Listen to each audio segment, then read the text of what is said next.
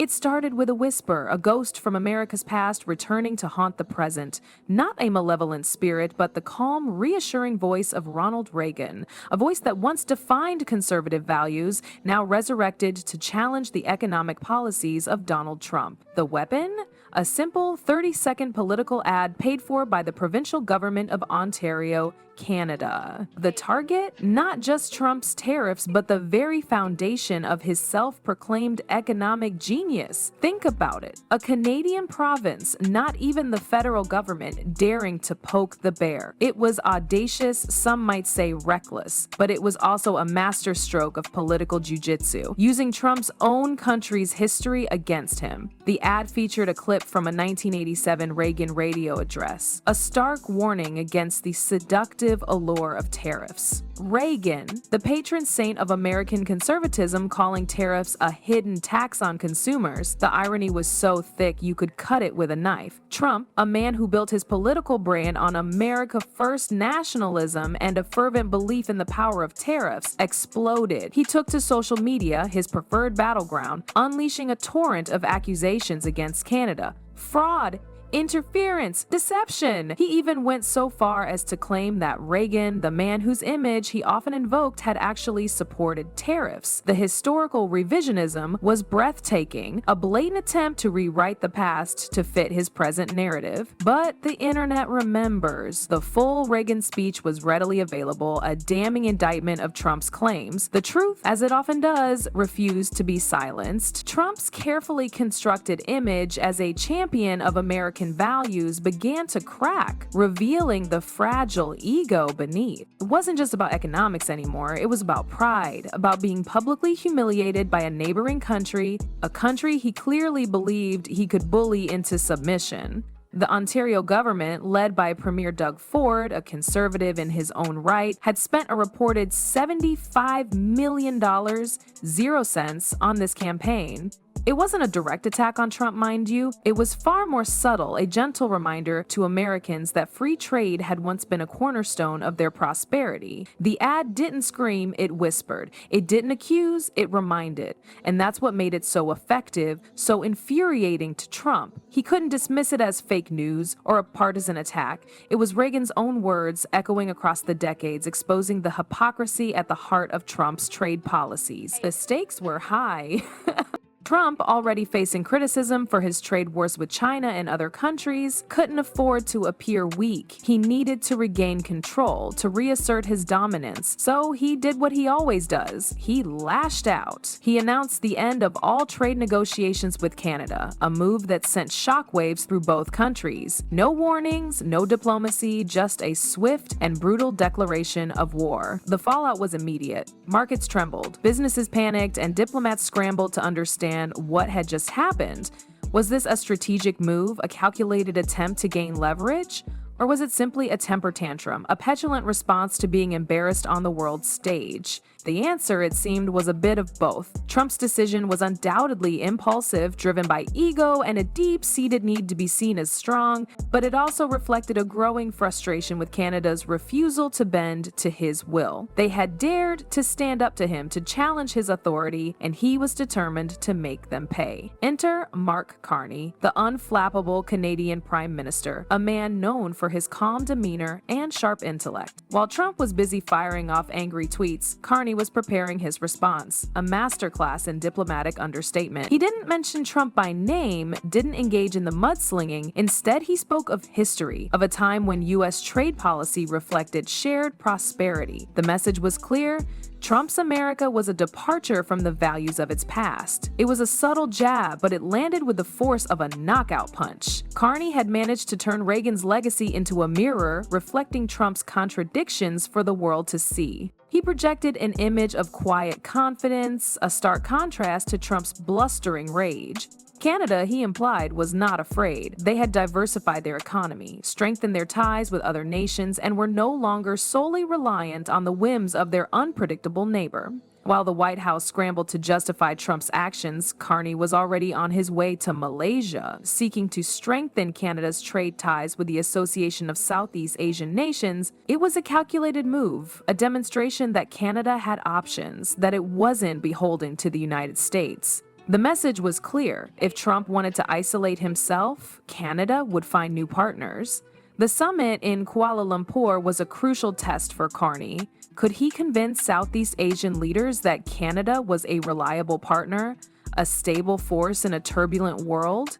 The stakes were high. The Canada-ASEAN Free Trade Agreement was a long-term goal, but it was also a symbol of Canada's commitment to diversification. The negotiations would be complex, requiring consensus among nations with vastly different economic systems. But Carney was determined to succeed. Meanwhile, back in Washington, the fallout from Trump's decision continued. White House officials tried to downplay the significance of the move, claiming it wasn't solely about the ad, but no one was buying it. The truth was out there, plain for everyone to see. Trump had been humiliated and he was lashing out. His actions were impulsive, driven by ego, and ultimately self-defeating. The Ontario government, sensing the damage the ad was causing, announced that it would be suspended. It was a gesture of goodwill, a sign that they were willing to de-escalate the situation. But Trump wasn't interested in de-escalation. He continued to rant and rave, accusing Canada of dirty playing. He even suggested that the Reagan ad might have been generated by AI, a desperate attempt to discredit the message. The truth, however, was inescapable. The ad had struck a nerve, exposing the contradictions at the heart of Trump's trade policies. It had reminded Americans of a time when their country stood for something more than narrow nationalism and protectionism. It had challenged Trump's authority, and he couldn't stand it. As the days passed, the narrative began to shift. What started as a dispute over a single ad became a larger story about leadership, about values, about the future of North America. Trump's bluster and threats were contrasted with Carney's calm and steady hand. One sought headlines, the other earned respect. The world was watching and the verdict was clear. Trump had overplayed his hand. He had isolated himself, alienated his allies, and damaged his own credibility. Carney, on the other hand, had emerged as a statesman, a voice of reason in a world gone mad. He had shown that strength wasn't about loud words and empty threats, but about integrity, patience, and a commitment to truth. In the end, the Ontario ad had accomplished something remarkable. It had exposed the fragility of Trump's political foundation, revealing how deeply his version of nationalism had drifted from the values it claimed to protect. It had sparked a debate about the future of North America, about the kind of leadership the world needed, and it had reminded everyone that even the most powerful man in the world couldn't silence the truth. The air in Kuala Lumpur hung thick and heavy, a humid blanket clinging to everything.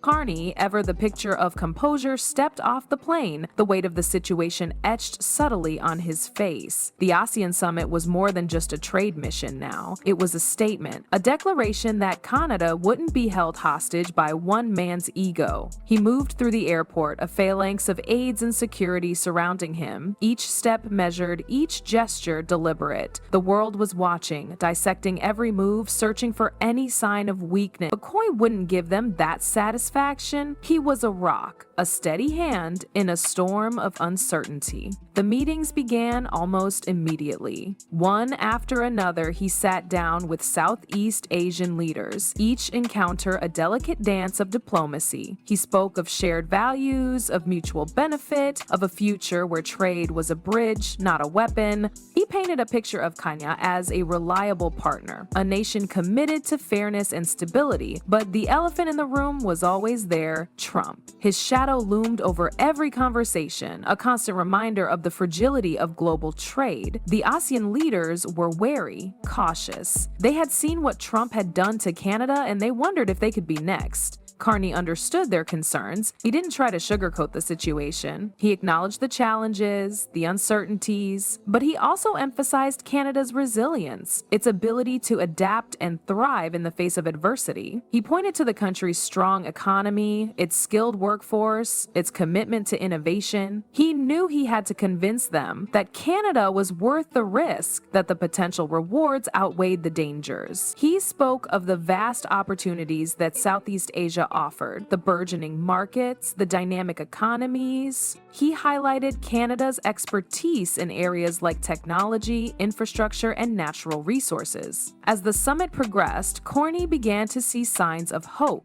The ASEAN leaders were impressed by his calm demeanor, his thoughtful analysis, his unwavering commitment to free trade. They saw him as a leader who could be trusted, a partner who would stand by them through thick and thin. Meanwhile, back in North America, the situation remained tense. Trump continued to lash out, attacking Canada at every opportunity. He threatened new tariffs, accused Carney of being dishonest, and even suggested that Canada was trying to undermine his presidency, but his words were losing their power. The world had seen through his bluster, his empty threats. His credibility was eroding with each passing day. Even his own supporters were beginning to question his judgment. The tide was turning. Canada, once seen as the underdog, was now emerging as a leader, a beacon of hope in a world adrift. Carney's steady hand, his unwavering commitment to truth, had won the day. He had shown that diplomacy, not aggression, was the path to lasting success. In the end, the ASEAN summit was a resounding victory for Canada. Carney secured several key agreements, paving the way for closer trade ties with Southeast Asia. He had proven that Canada could thrive, even without the approval of its unpredictable neighbor. He returned home a hero, greeted by cheering crowds and glowing headlines. But he knew that the battle was far from over. Trump was still in power, and he was still a threat. The fight for free trade, for global cooperation, would continue, but Carney was ready. He had learned a valuable lesson, that truth, integrity, and patience could overcome even the most powerful adversaries. He had shown the world that Canada would not be bullied, that it would stand tall in the face of adversity, and that it would always fight for what it believed in. The ghost of Ronald Reagan, it seemed, had found a worthy champion.